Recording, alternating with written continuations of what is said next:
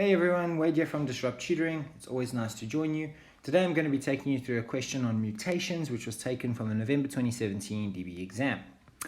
The question says, other than mutations, give 3 causes of variation in a population. So what can cause change in a population?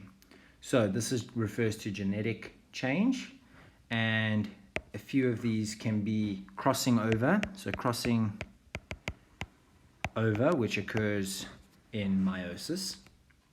Another option could be random fertilization.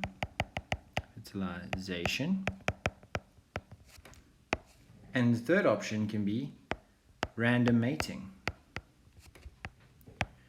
So when individuals choose who they wish to mate with, and often this is selected upon via sexual displays that many animals like to engage in. Usually the males will engage with it, but occasionally we do have females that do all sorts of different sexual displays. But yeah, here's 3 causes of variation, and as we can see, nice easy marks. But that's it from me.